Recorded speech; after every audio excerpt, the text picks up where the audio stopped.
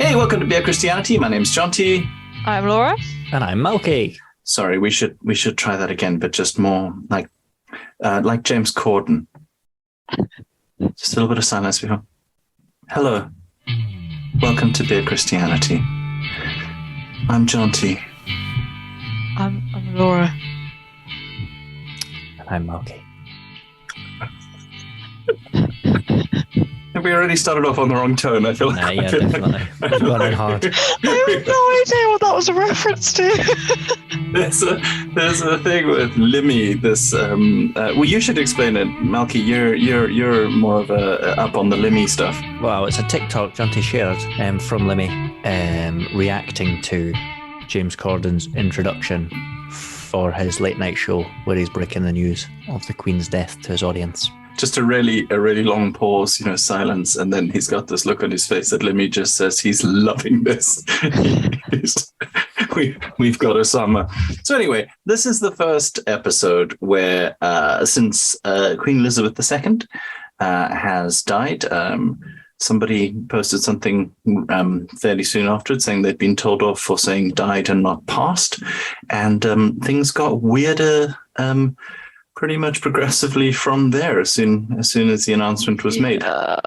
It's been a strange old time. So I'm going to say just up front as a kind of trigger warning to people, if you are a royalist, some of the content in this you are not going to agree with. In fact, a lot of the content I suspect you're not going to agree with, but we are going to try really, really hard to be respectful of we still want to have fun, and like the period of mourning doesn't mean that all mirth has come to an end. But a lot of the stuff is going to be stuff that you'll disagree with, but we hopefully will have, a tolerant and respectful air about at least your feelings.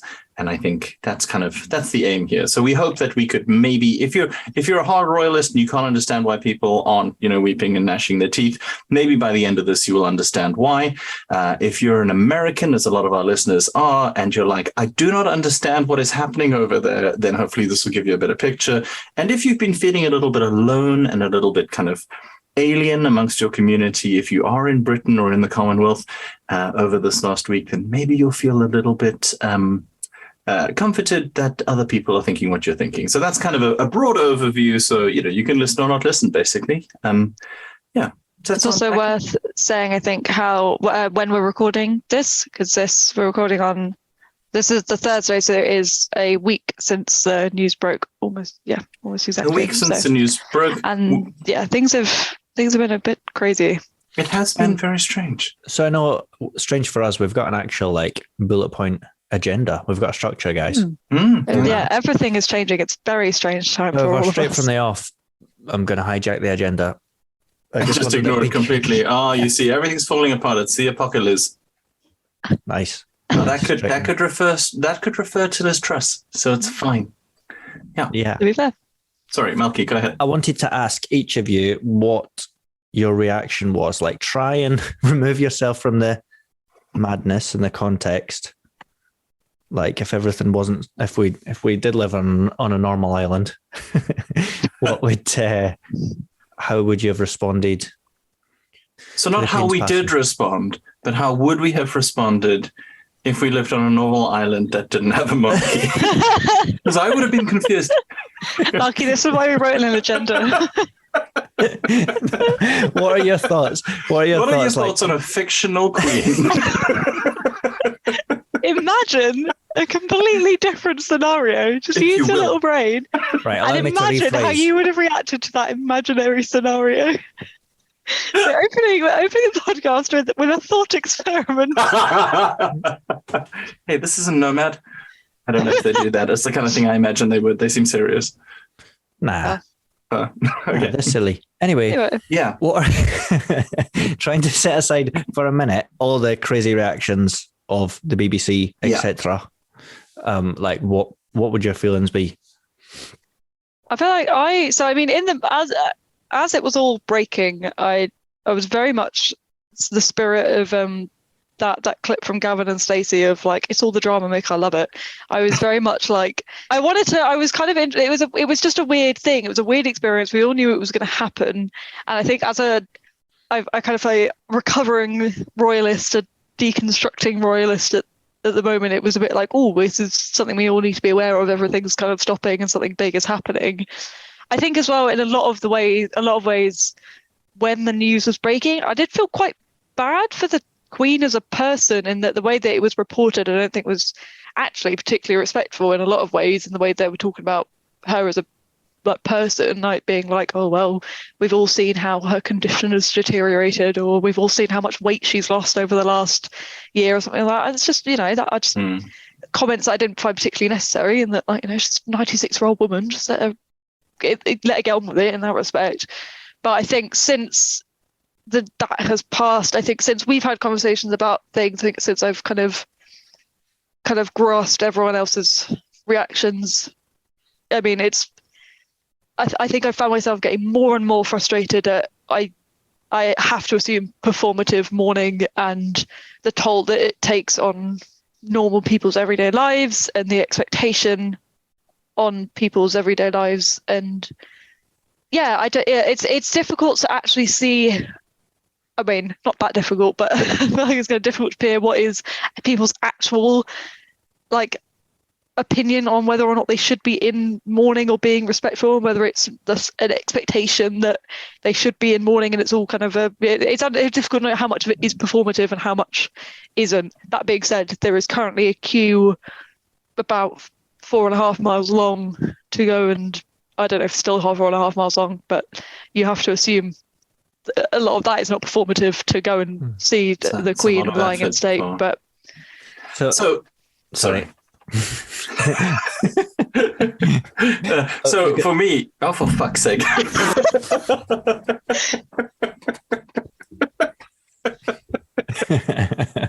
Oh, you guys should jump in more and blah, blah, blah. Should jump in. No, you should. It's just, not now. You have asked both of us a question, and I wanted to answer it. And obviously, you do need to talk some more. So that's so rich coming from me. I can't believe I said that. Oh, I feel dirty. Sorry, follow-ups for Laura. Go.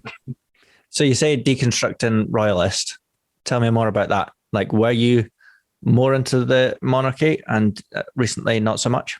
Yeah, I think it's kind of more become a thing in that actually I'm realizing my response to this news right now have been like, I actually don't care particularly. I care in the sense that I'm following it in a way of interest, but I don't feel any remorse or sadness. But I also don't feel particularly angry at her. I feel angry at the things that are the disruption to people's daily lives. But I think in my past I come from I don't know if they would call themselves royalist. My immediate family, certainly my grandparents, as many people's are fairly dedicated royalists. But it's more of a kind of like, we are interested in it. Like we don't hate them. We're not like anti-royalist as like a family unit. So kind of coming from that background and kind of knowing a lot about them, I guess, and like not necessarily having a lot of exposure to the other side of thinking. Like now, obviously, having kind of done the podcast a lot and kind of understanding and deconstructing my own views on like nationalism and things like that, I am kind of, I'm more like realizing that. But I think a lot of it, when we were actually navigating how we as a podcast and were going to respond to this, I at that point, certainly a week ago, was very much on thinking of like, well, is it a bit too soon? Like, we don't want to be stepping on toes. We don't want to just be putting people out there. People are going to get really angry. But actually, like, hearing a lot of your arguments about why we should, Jonty, of like, actually, like we don't want people's voices to get marginalised. There's never going to be a good time to talk about things. We may as well do it now. This heartless prick was going for let's do it now is what you're outing me as. Well, I think you were right. I think you were right. I think you were right. And I think the piece that you wrote about on the newsletter went down really well with a lot of people. So, yeah.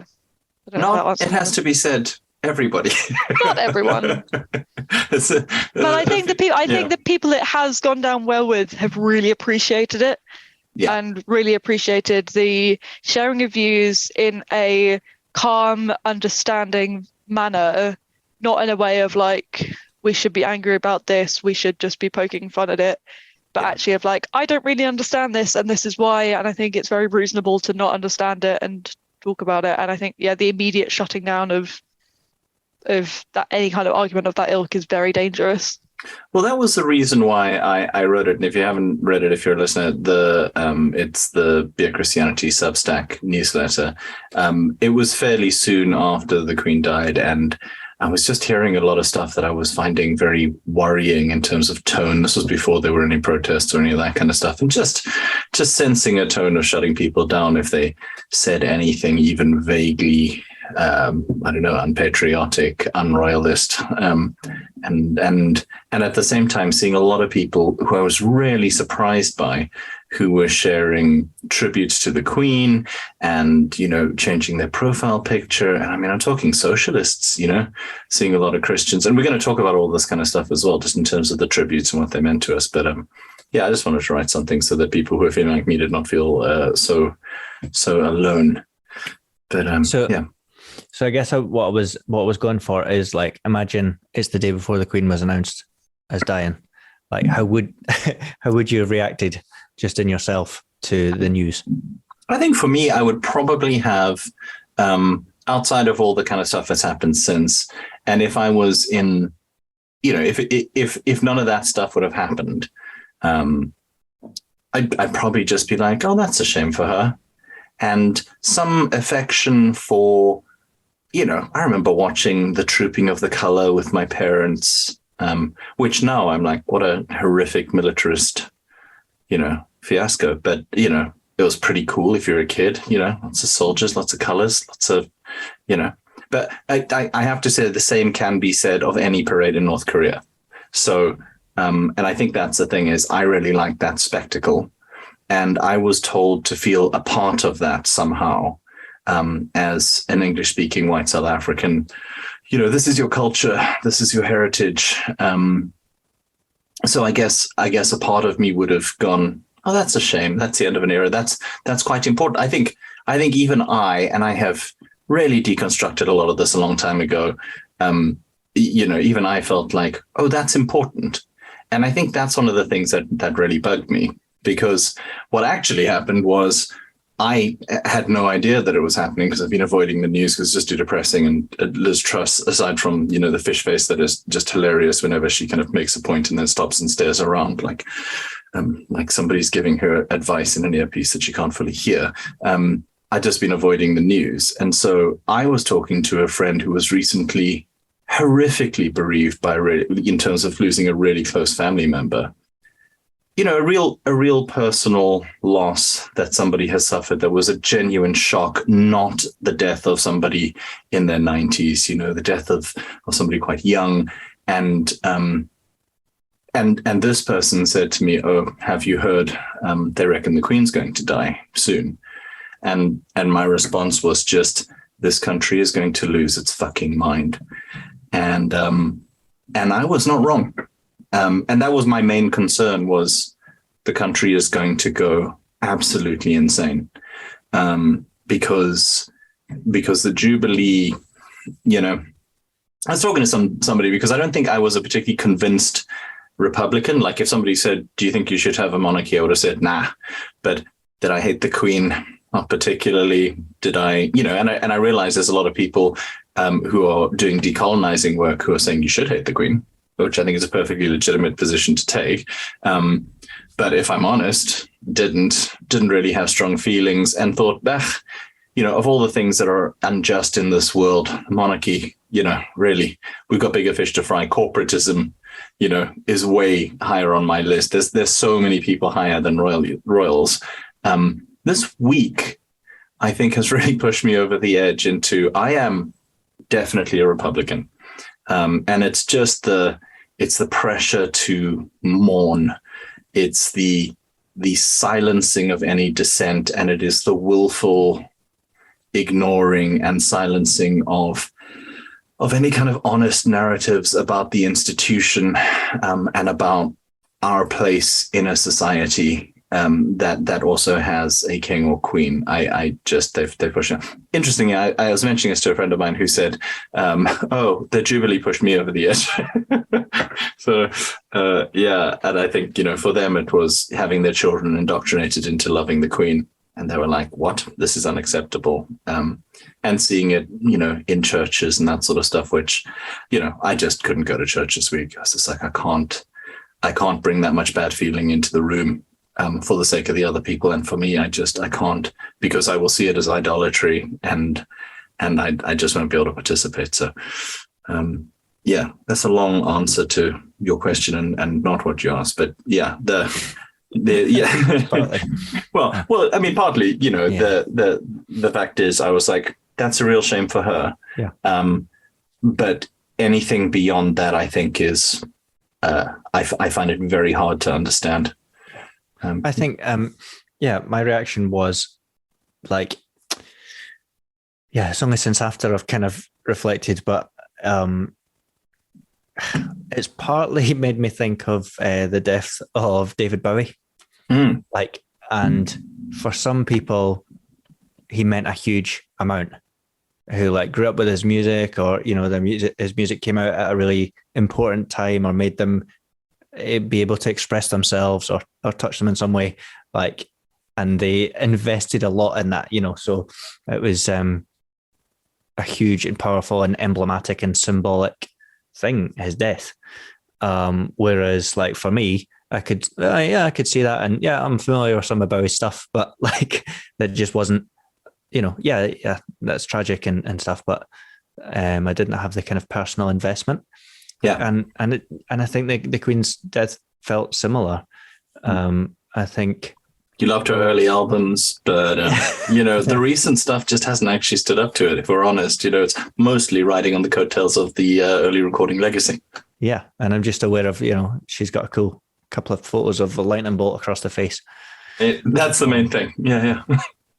But I guess both being kind of grown up at various points, I kind of fairly conservative Christian and also Scottish, then I think there's a general feeling growing up of general anti-Englishness, anti-Westminster, quite a kind of, I don't like the phrase reverse snobbishness, but, being proud of being working class and common, and anything posh or English, Southern, is kind of looked down on, or they don't get us or whatever.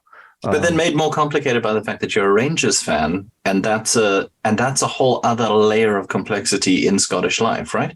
Yes, I think so. But yeah, was able to compartmentalize that growing up, I think, because I didn't grow up in Glasgow, born in Glasgow, but then grew up mostly in Edinburgh. Can you explain that quickly for the listeners? So certainly in Glasgow, there's a big part of life is where you're born, which part of Glasgow, and whether it's Protestant, Rangers supporting, or Catholic and Celtic supporting. And again, with the schools, this is fascinating for me telling English people in particular, but we don't have an equivalent of C of E schools. We either have the kind of state schools, which are secular, or there's Catholic schools. So in Edinburgh, for instance, the family next door were Catholic, practicing Catholics, and so went to a different school than we did. And it's often the school near. So if there's going to be rivalries between schools, because your kids, whatever, then it's going to be, the kind of the secular versus the Catholic. So it kind of, the Catholic Protestant is sort of just interwoven. And again, it's more a thing in Glasgow.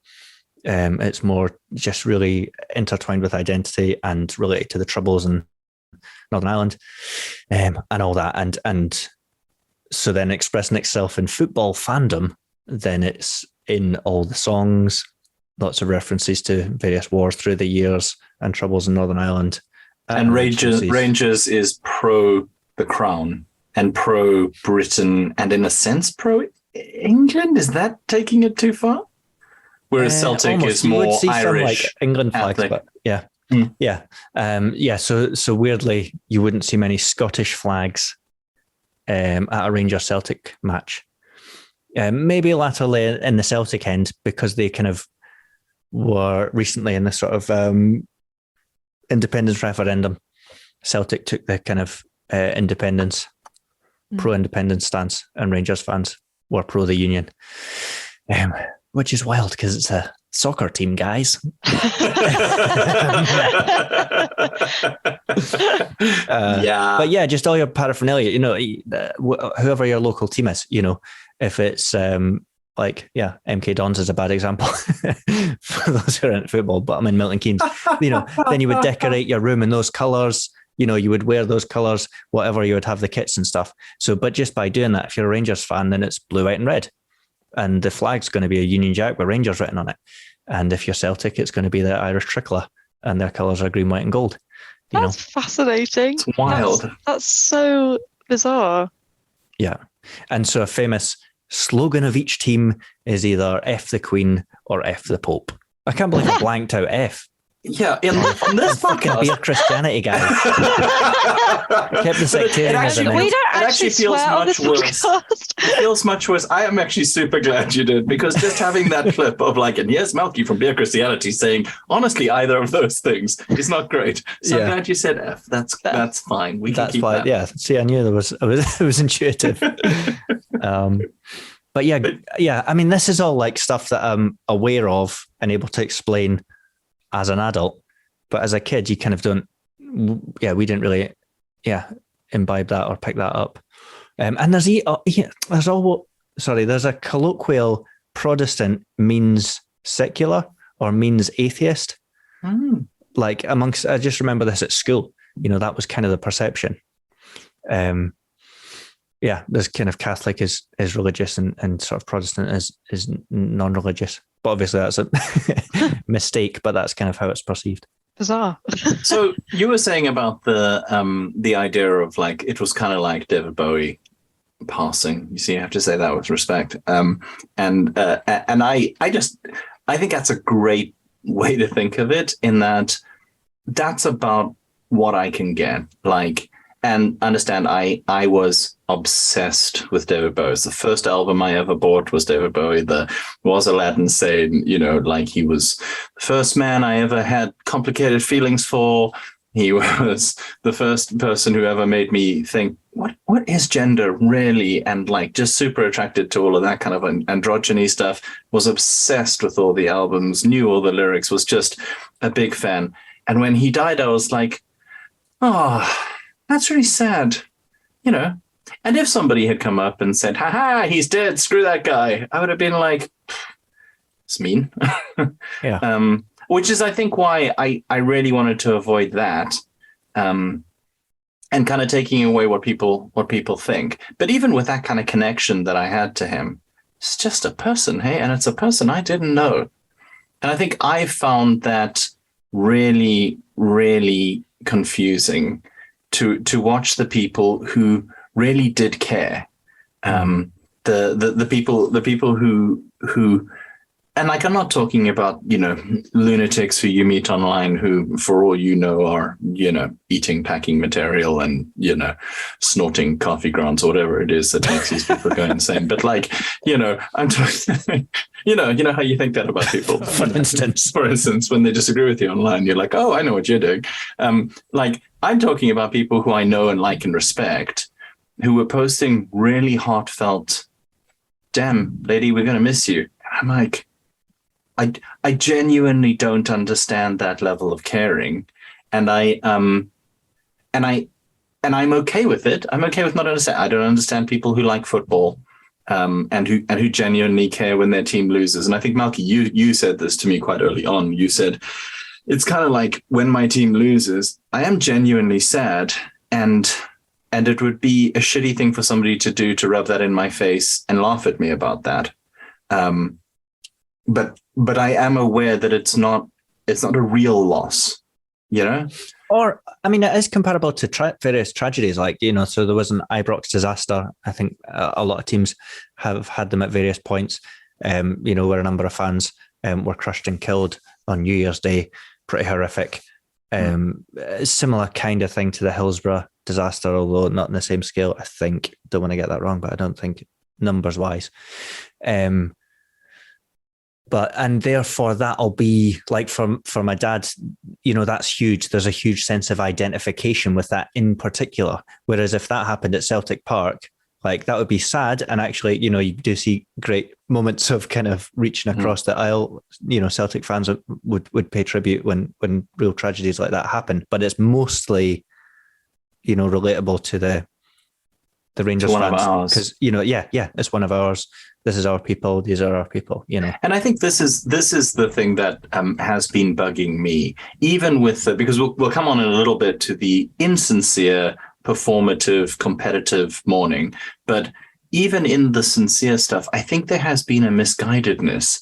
There's been a tendency to, I'm going to say, idolize and edit and sanitize a person who was just a human being, and to raise them up as something more than that, which I think as a Christian, as a political person, I find incredibly troubling, because it seems so, and I get an atheist listening to this is going to be like, are you fucking kidding me? You guys have a problem with this. And I hear it, but also this is a person, and I didn't understand you've served so incredibly well, because sure, but when that goes into the hyperbole of just such an example to us all, I have to say no.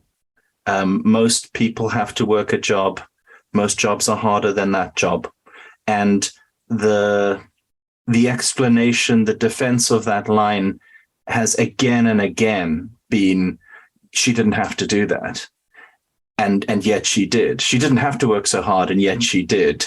And we should be grateful. And the thing is, I'm not grateful, because the fact that she didn't have to is the problem. And the fact that she did what most ordinary people do but don't have palaces as a recompense, I think is incredibly problematic. And that doesn't mean she's a terrible person. Doesn't even mean that, she was net neutral. But yeah, it's just a bit much for me. I think sorry, go. Go on, so I think the comparison in the football terms of things is actually a very helpful analogy of how people are responding, because I think the reason people just normal people have responded in such a way is because it's a unity thing. It's there's this person who we all love, which is the assumption. I'm not saying that's the truth, which is why everyone is meant to be like, oh, this is so sad, because she was this binding force for everyone to appreciate. Now, that is a two-sided relationship, in that is a narrative that is deliberately spun by the Crown in order to make us all feel that way. I'm not saying it's a deliberate brainwashing thing, but that is a narrative that works in their favor. But also on the other side of that is it's the serving thing of we're all unified in that we love her, but she loves us is the other thing. And that, I think, is where the idolizing comes in, is that, well, she loves her country, she loves the people she serves us, she's so dedicated and a dedicated servant. And that is, I think, is where the idolization comes in. It's because, well, actually she was only one person, the Crown is only one entity. And yeah, I think a lot of it is just it's just a narrative that is very old and has its roots in a very, very old way of thinking and a way of running things.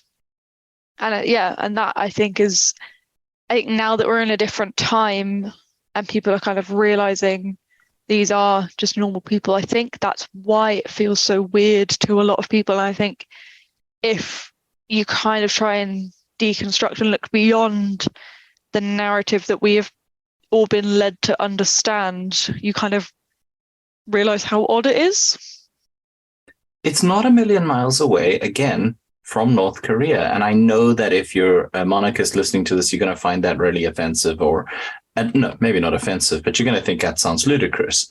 But it is this thing, you're projecting these values onto a person because of a role that they hold, and you're assuming all the best beyond any reasonable kind of rationalism about it or rationality about it. And I think that I find that troubling in an individual, but when there is a pressure for everybody to agree with it, I find that really, really troubling. And yeah, Laura, that kind of like there is a projected deification of, the all-loving, and again, I don't want to be super critical of the lady herself, because would I do better in the situation? Who knows?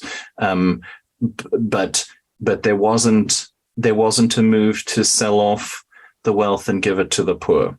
So when you say what an exceptional example of Christianity she was, I have to ask what you mean, because she proclaimed, and that's great, and she did her job, and that's fine. But beyond that, and again, don't want to be super critical because it makes people super angry because they've got this great love and affection for the person herself, as well as I think it's almost indissoluble from the crown. But while she was queen, her office sought to change the law so she could hide her personal wealth. There were interventions in lawmaking, including vetoes. It's not just that she doesn't have power. She did have power. She wielded the power. She had immense personal wealth that has just been passed down. No inheritance tax will be, all the stuff that applies to us. And I think the thing that bothers me the most is everybody going, but of course she shouldn't have to, because she's different, because she's better. And as a Christian, that's where I have to draw the line. It's not just about bringing government and national interest into our churches, which, as we've discussed before, is idolatry. And when you focus it on one human being, it's really much more clearly idolatry. It's yeah, I don't know. I cannot get on board. So speaking of the proclamations, thinking mainly about like Christmas speeches, what are they called? Christmas speech, the Queen's speech. Pretty decent, to be fair. That's one thing that recently, as someone who works in Christian publishing and has had to lay out a lot of Queen content, which has been slightly soul destroying, that actually where I'm at now with my faith, like I'm really on board with how she expressed her faith, how she talked about it, and what she felt was important. Yeah. Like really explicit about the example of Jesus and, doing unto others and seeking to serve others and help your neighbor and all that, which is pretty cool.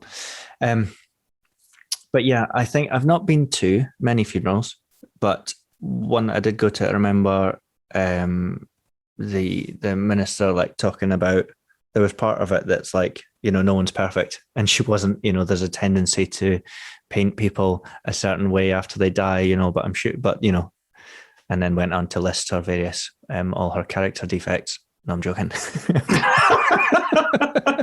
No, this is the thing. If it was anyone else, that would come up. Yeah, no. So he did mention that stuff. Not explicitly, but she's not perfect. Let's not go mad. Would have had her blind spots and all that stuff. But it just seems like that caveat has been missing from any commentary, any eulogy that I've heard. Yeah, it's that hyperbole that similarly has pushed me, over the top to go, but come on, that's where that kicks in. And I think, and part of it is, I saw an interesting commentary on the leaving of marmalade sandwiches outside the gates of Buckingham Palace, and the kind of fixation on Paddington, the Paddington Bear, during this whole mourning period. And part of the reason that is because we did not know this woman. And what the public have to fixate on is a very recent sketch that she did for the Jubilee, where she acted with Paddington Bear.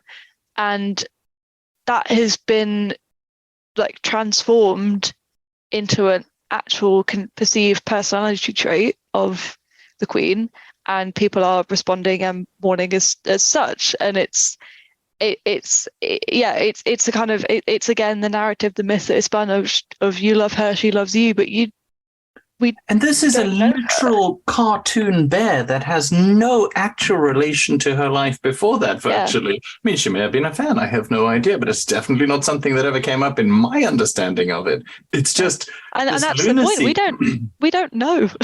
And it's an infantile response psychologically, right? It's like we're reverting to incredibly childlike narratives. But I think there's also like a kind of matriarchal thing that's tapped into, which again is fine. Like if you want to see it that way, and if you want to kind of grieve, I get like I was young when Diana died, but I remember like people talking about like this is a kind of out of kilter response in terms of like a repressed nation that can't really emote, choosing something that's been kind of endorsed to be like, oh, we can be sad about this. Let's pour out all our grief. On this. And maybe that's the thing, right? Is especially for older generations who, like all old generations that have gone before them, feel like change is happening too fast. And everything is changing. And, this is a narrative of like, oh, so much has changed recently. So much has changed always. There isn't a lot of stability, but that's never been helped by the Queen. This is what I don't understand is she didn't prevent the Tories coming in. She hasn't prevented austerity. She hasn't prevented the NATO bringing us to the brink of war with Russia. She hasn't prevented any of the things that are destroying the economy, from Brexit to everything else. She's not done anything.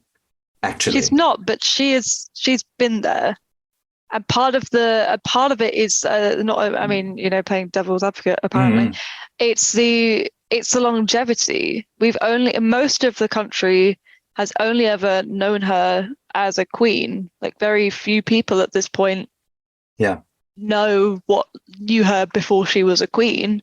And there's and I think an interesting thing of like a lot of the kind of response narrative have been like, oh, she's like the nation's gran, she's the country's gran. She's 96, but that gran elderly narrative has only been part of her life really for the last 30 years. She reigned for 40 years before that. And there's a longevity thing that I think brings undeserved 40 years. Undeserved love and adoration, right? Like if you've ever listened to Motorhead, it's literally just because Lemmy stayed alive that long that people think they're great. Like the music is garbage. No, it's not garbage, but I mean, it's fine, but it's not particularly impressive. But like these rock stars, Keith Richards, what an incredible guitarist. Please, how many great albums have the Stones ever had? You know what I mean? Like it's stay alive long enough, or in corporate culture, if somebody's been there long enough and managed not to piss off people enough to get them to get rid of him, then he will become a manager. I find that odd, that we would also, again, that's an argument for greatness, literally staying alive. I'm not saying, I don't know if it's an argument for greatness, but as for that argument of the change and a lot of things changing, it's very easy to, because I mean, you say that a lot of things change all the time. Yes, but in terms of like technological advances, over the last 40 years, things have changed massively. And for someone who remembers the coronation, that's a massive load of change, and the Queen, in a sense, is something that they can fixate on and kind of have as this steadfast, and especially if you are involved in that narrative of like she's serving you. She's been a steadfast servant for most of that time and has always been there and has not appeared to change massively in a time of massive change. And maybe that's why it's important to challenge the servant narrative. Yeah. Oh, yeah. I would agree. Yeah. I think also the something that somebody wrote this week was saying that people are praising her blandness, and again, not meaning to be offensive, but that was just what the word that people used, of saying we knew so little about her personally, And a lot of the praise that was heaped on her was that she didn't bring her own personal stuff into it. You know, she was there with like dignity and politeness and respectfulness and just this weird kind of cardboard cutout Englishness that doesn't really bring their own emotions or thoughts into stuff. And for instance, I'm finding the narrative now around Charles being brought up by more and more people who are kind of anti-royal. And I find it really ironic because, you know, I was watching a thing today where somebody was talking about the potential constitutional crisis because Charles might intervene in politics if the current British government decides to reverse any commitments to fighting climate change, because he's big into the environmental movement. You know, Charles is, you know, outspokenly pro-Palestinian. You know, now, should we have a king? I don't think so. I think it's 2022, and I don't see how we can justify inherited influence, power, wealth, particularly not when it then gets put on a platform that has our taxes paying for it. But, you know, in terms of people who might do something, it's weird that this one's already getting vilified, you know? I can see, like, you know, compared to the revolving door of prime ministers, then it's incredible that the Queen has been that constant. And the one that got me as well was she's seen 7 popes. That's pretty impressive. Anyway. So, but a weird thing there, right? Like, because I saw something this week where people were freaking out about the Chinese premier removing term limits. And everybody was like, well, that's terrifying, you know? That's some authoritarian bullshit. But then it's fine if she's there for long. That's actually a positive. Because she can be what you want her to be. She's so amorphous. For that argument, it's like, oh, well, she has no real power. You know, and I think for the folks who do love her, then they kind of believe the best in terms of she was hemmed in. She didn't have much power or influence. And the little she did have, she used for good. But yeah, just the thing on values, I was going to say there is a thing that is a bit countercultural, but then also it is weird because it's not values that we value really anymore. It's not stuff that I would want to pass on to my kids. Like, no matter what, suck it up, do your job, do your duty, don't make a fuss.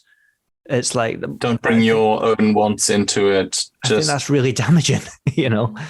It's also weird that a number of people, there is a decent crossover in the Venn diagram between people who would say, I just loved her for her values, and who would also say, I think Boris was great. Yeah. What are the shared values between these two people?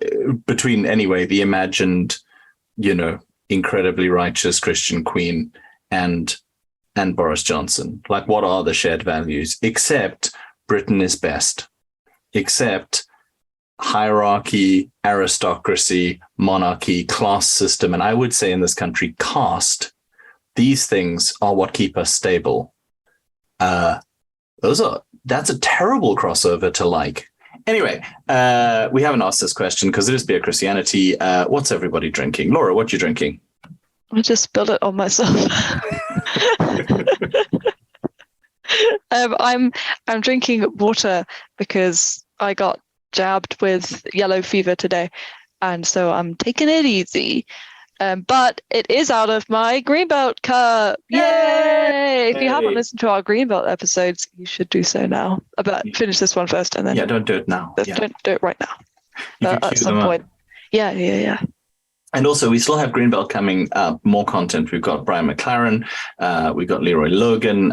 It's going to be very cool. So we've got that kind of stuff coming up in future episodes. We also have an old interview I did with Jürgen Moltmann many years ago. We're going to get somebody who understands Jürgen Moltmann to explain him and his legacy and all that kind of stuff. That's also coming up. But most excitingly, we're going to be talking to a man called Simon Hill, who we have featured on the podcast, but I don't think has ever been an actual guest. We're going to be interviewing him very soon. So the next episode is likely to be him, and he is going to be on because he got arrested in Oxford this week when King Charles, the new king, was proclaimed in the streets, and he shouted the third King Charles the Third. Not that's the Spaniel. Right. Not King the Charles the Spaniard. No, not the Spaniel. Was a sort of comedian. Or for any of our horrible histories fans out there, not the king he brought back partying. It's a different King Charles. Different King Charles. Again, that's a deep cut that I do not understand. Anyway, Simon Hill was at the proclamation, and he said who elected him. And the police took him away. They handcuffed him. They took him to St. Aldate's police station, and I think they arrested him for disturbing the peace, I believe, which has been something that's come up quite a lot. Laura, disturbing the peace, causing disruptions. That's happened an alarming amount, again, to keep the North Korea comparisons worryingly fresh. Tell us, for people who haven't followed it, what's been happening? So I think there have been potentially more arrests since the last time I looked. I think the last I saw, there have been 4 actual arrests. There's probably been more since that. That was maybe a day and a half ago that I saw that. There was Simon, who was arrested and then de-arrested. And yeah, I don't know if he's said anything more about whether or not he'll be actually charged. But there was a woman in Edinburgh who was arrested for holding up a sign that said, fuck imperialism, abolish the monarchy, I believe. Yeah. And there was also a young man who was also arrested in Edinburgh for shouting at Prince Andrew, the other one. Not Edward. That was a Prince close Andrew. One. You will be sued. Prince Andrew. And I believe there was another person arrested in Edinburgh as well for similar things. But yeah, I think what has been encouraging is that they're off the back of really very few arrests, and there's been other interactions with the police as well like that. I mean, certainly I think from the general public there has been a massive response from what I've seen of that being like, whoa, this is not okay. And I think I would imagine, I think the people who are maybe on the fence about this kind of stuff of like, well, maybe I don't agree with I don't really care that much. But I think to see the immediate response from the police, who I think I saw an article that Simon shared today, I think the police's defense is that they didn't understand the law around protest, that's comforting. Love that. Whoa, for us. Great. But I think that seems fine. That's great. But I think it's they're still actually learning, been, guys. Yeah, they're still They're not experts. Yeah, it's totally fine. But yeah, I think it's been encouraging to see the people who've been responding in support of Simon and in support of, Simon, the reason I think Simon has a lot of plans on this week, but I think part of the reason Simon's probably not here with us tonight is that Simon has been imbued with media requests this week. So thank you for making the time to talk to us, Simon. But yeah, I think it's been really encouraging to see the positive out of that. And also I have loved seeing the people who have been protesting by holding up blank signs. I think that's a fantastic and genius, because there was a guy who was not threatened with arrest, but who was kind of cautioned by the police for holding a blank sign because he would potentially write "Not My King" on it, and that could be perceived as offensive. Yeah. So for people to take that ingenuity and stand up for free speech, I think it's fantastic.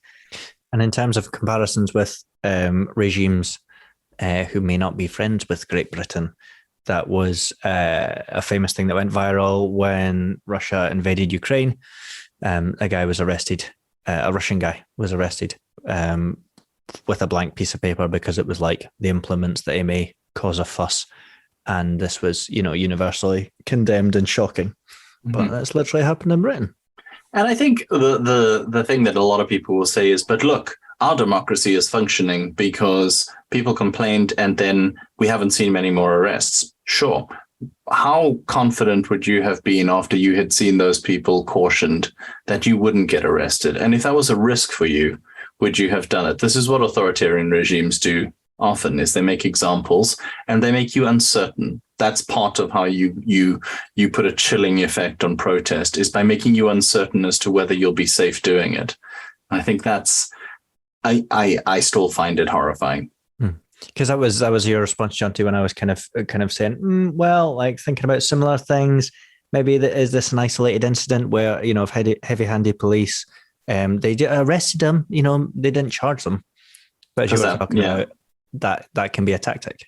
Yeah, that I think is specifically used to dissuade protest. And again, like, arresting is a fairly serious thing to happen to somebody. It's a fairly scary thing to happen to somebody. Once you're in the hands of the police, you're in a fairly frightening, system that you no longer matter at all. And yeah, I find that the whole thing really quite appalling. And I think I've seen things from kind of support, or not support groups, but kind of charities and organizations, like free speech organizations, having to share things of like,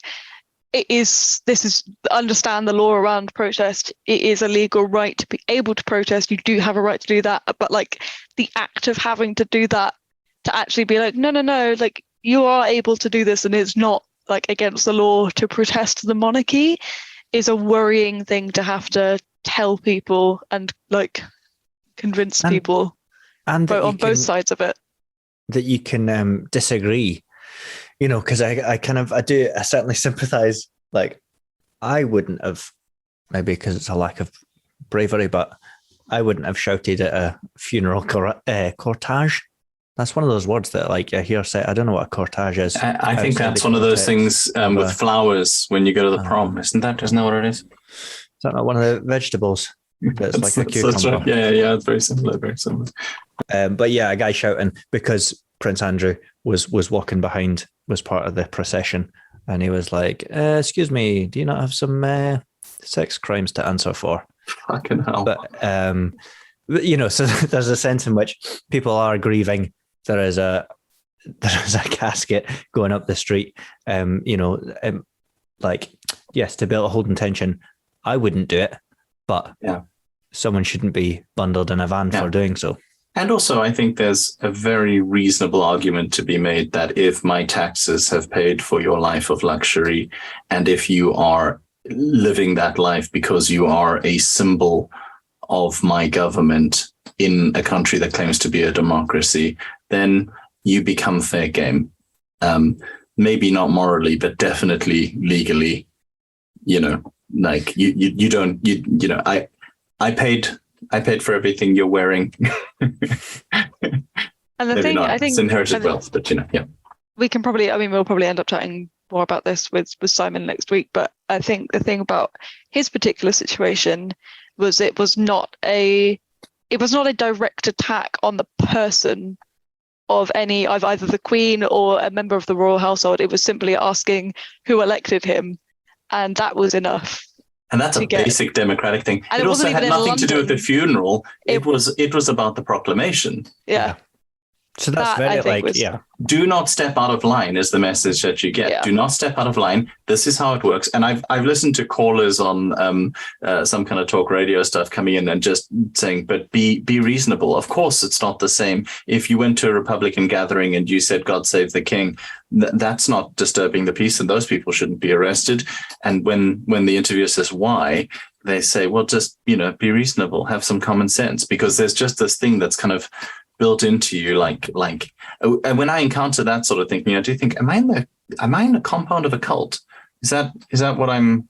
Yeah, I think it comes down to as a lot of the arguments do. It comes down to, well, they're better than us.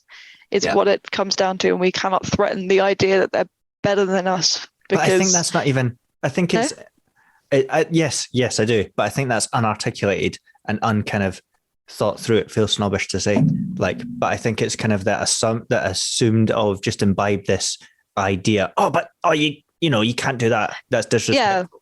Yeah. But I'm not saying that it's I don't think it's a conscious belief of many people. I don't think many people consciously believe that they are better than us. But it's that atmosphere. It's that the unspoken narrative that we are all taught is that they're better than us. And as soon as you're faced with that argument of, well, this, you don't have a defense to it, because you know that they shouldn't be better than us, because nobody should be just better than you because of their status as a person, and then it all kind of falls apart. And here's the thing that I think we should get to. As Christians, how do we feel about this? Because for me, I bow to no king but Jesus the son of Elohim, Jehovah, the king of the universe. There is no king that owns my loyalty. I owe no loyalty to any king but Christ. None. No empire, And as a Christian, I believe that every human being is made in the image of God, and that no one is better. I believe that showing favoritism based on rank is something that Jesus specifically spoke against. I don't know how you justify that. Now, I don't know. Do you guys think that you have to be a Republican if you're a Christian? I mean, that seems unlikely that only one political system would be acceptable to the Lord. But, you look at, what is it, Samuel, what is it, 1 Samuel 8, where the people ask for a king and God's like, that's a terrible idea. Well, Samuel says it's a terrible idea, to be fair. God says, give them what they want. It's a very democratic thing, weirdly, about electing a king.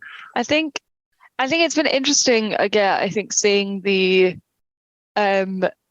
church response to it, particularly as a Baptist. And I think it's very easy if you're an Anglican in this kind of, in a thing, because, you get to do what you're told by the Queen.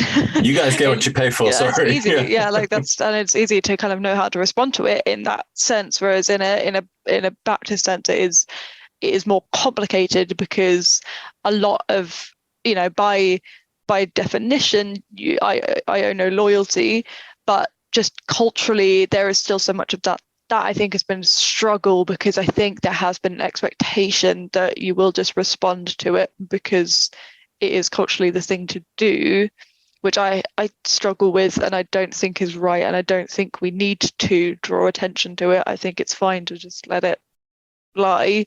Like, yes, just for all the reasons we've laid out, I think, yes, sure, be sad about it. Understand that maybe some people will be sadder than others, but I don't think as a collective we have to do some kind of performative mourning. But something I think is nice is my church is going to be live streaming the funeral as I do think in part of if people want to watch it together as a community, that's an option, but also it's as a way of, this is where the local people, community, who, if they want to, can join the kind of people who don't always come on a Sunday, are told about it.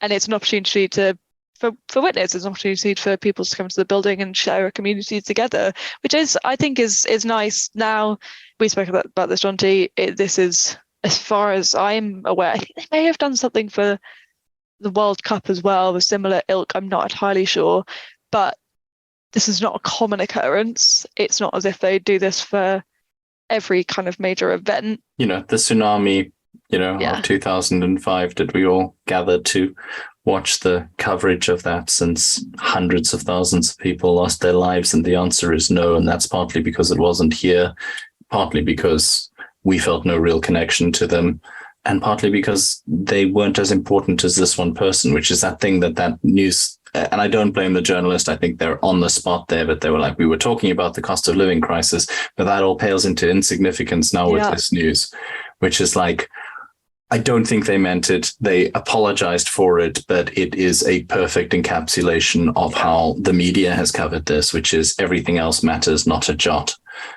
because one lady in her 90s died. But I think part of the feeling there does show the disconnect of wow, this is a real person who's died. Whatever, if this is a family tragedy of shit, there's a death that's really serious, that blows everything, puts everything on the back burner. But then the disconnect of wait, this cost of living crisis, lives are at stake. It's literally going to kill people. Yeah. But they're not important people. And nobody will told that they can't play football, that their operation has been cancelled. They can't stay in their Centre Parks room. All of that. When your relative dies, and I think, and if you say, well, of course not, then I think we have fundamentally different visions of the world, maybe. We are very much out of time, but we have not touched on the insincere and performative mourning of corporations, which I think is just fantastic. What were your favorites, guys? And also ridiculous things that we were told we weren't allowed to do because the nation is in mourning. Oh yeah, went to Tesco and B&Q. They were playing Candle in the Wind. Yeah, but part of this feeds into the thing again. That's exhausting. Like, we're part of the problem, guys. Like, we live, like, so many people need to produce content. Oh, totally. So it's like, what are the social media managers going to do? Oh, must comment, must say a thing, must produce some content. And again, It's led to this sort of inane people, like the newsreaders coming out of just inane stories of vague stuff. Cause it's like, we just need to tell cutesy stories and vague anecdotes. And the sex toy companies saying, and the crazy frog saying RIP. It's just like if I were a royalist, I would find this stuff incredibly offensive. Like the insincere, cynical jumping on that bandwagon when you have, I don't need to know that my hardware store, is behind the sovereign. That's cult behavior, but it's also slightly disrespectful because it's so meaningless, right? I mean, the Center Parks banning people, they have U-turned on this, but the Center Parks telling people that they would not be able to stay in their Center Parks rooms for the holidays they have already booked and may already be on is pretty spectacular.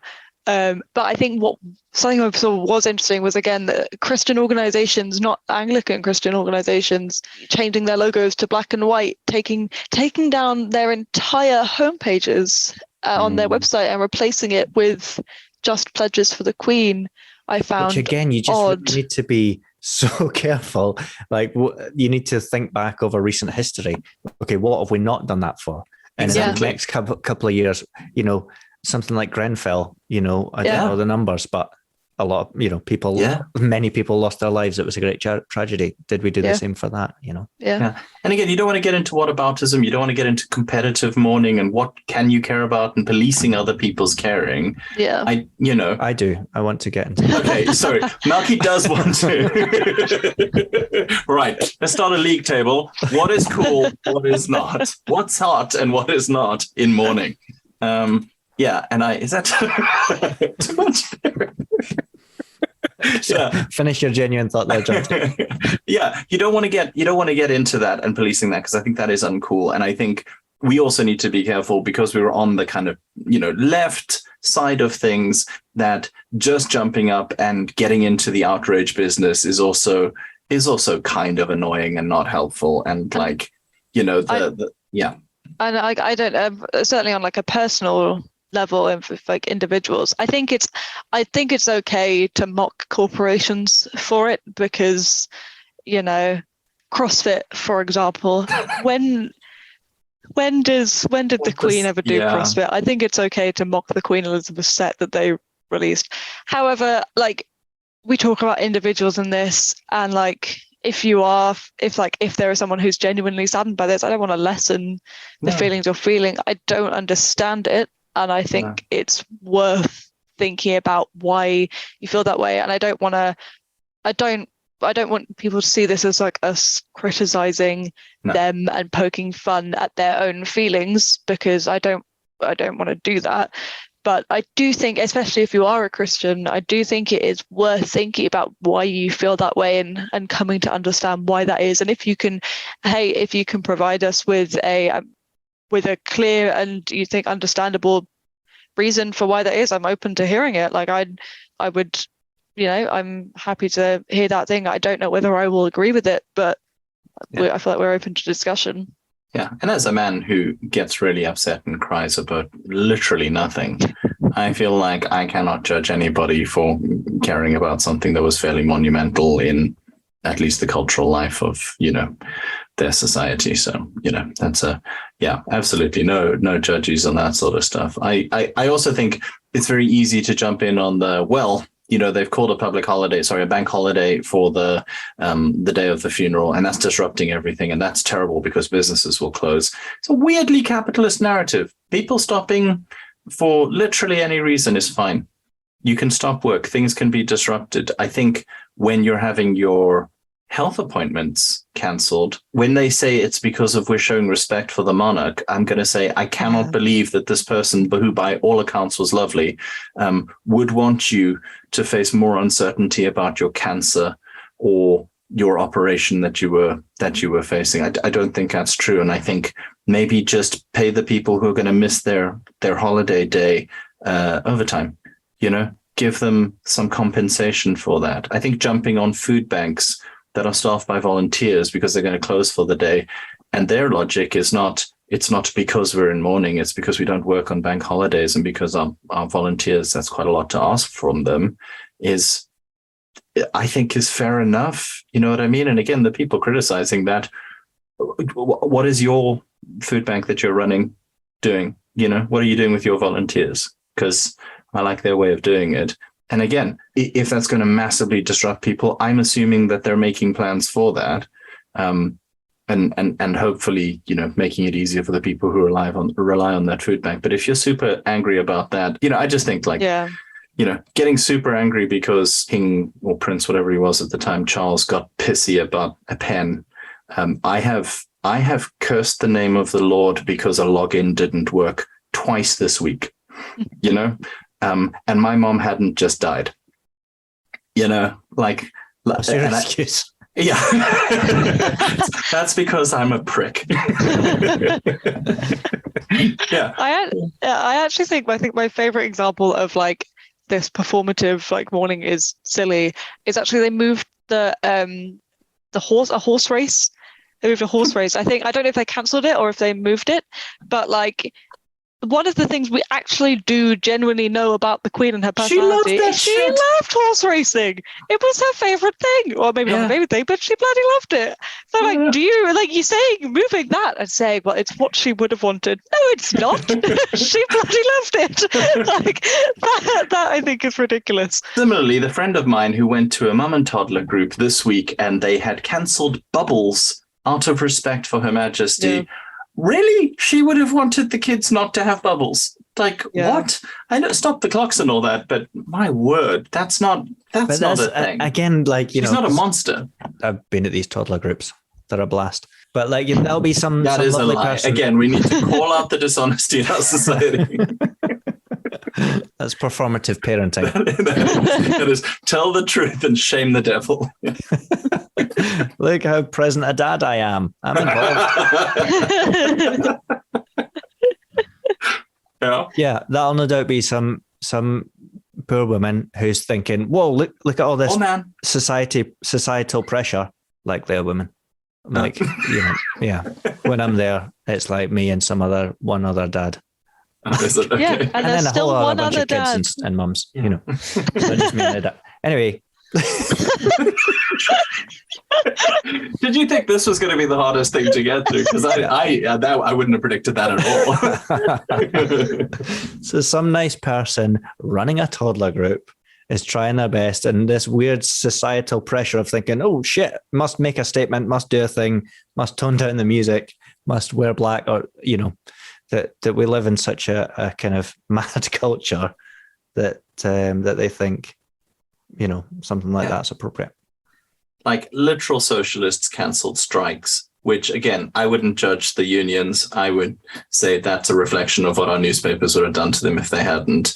And I think it's worth considering when people talked about the strikes causing disruption and there were journalists scouring the streets for people who had been badly affected by that, there will be none of that done by the supposed journalists who work for the majority of our newspapers. None of that will be happening. None of our TV shows will be dedicated to people whose lives have been ruined for the day or the month or the week because of these funeral arrangements. That will not happen. That only happens when working people try to get just a little bit more respect, better working conditions and money for their labor. And again, that is the real problem. The enemy is not a family in mourning or an old lady who, by all accounts, worked very hard at the job she was given and loved the Lord. That's maybe not the enemy. Failing in many ways, as she did, to decolonize, to redress imbalances in the society in which she had an immense amount of influence. Even so, like the real enemy here is that ideological imbalance of power and wealth and privilege that I think we all just have to keep on fighting against, right? Amen. Anyway, That's the one. Just finish with a joke. This is an audio podcast. When I nod, you can't hear that. I agree. Anyway, we're going to be talking to Simon Hill soon. Thank you so much for listening. And you can find everything at beerchristianity.co.uk. That's right.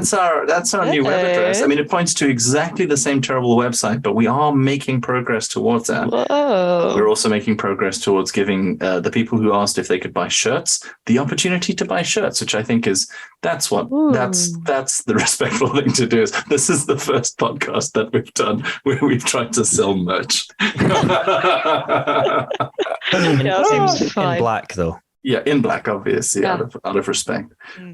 Actually, we have nothing to sell yet, but we're just telling you that's our intention. We want to make money out of this. I worked out how much this podcast costs, which is at the bottom of the newsletter. If you want to find out, That was a bad idea.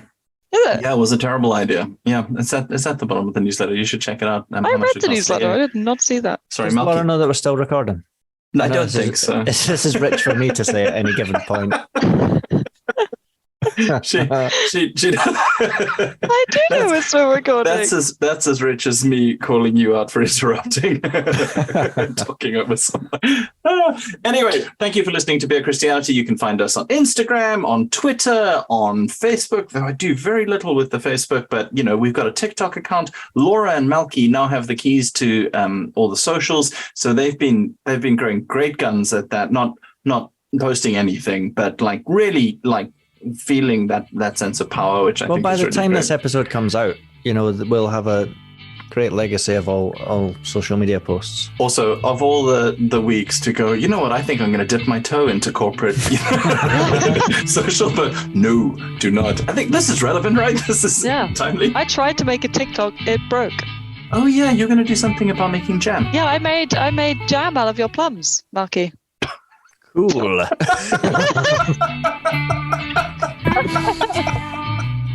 And there's the cold open. Good. Good night, everyone. Good night, everyone. Good night.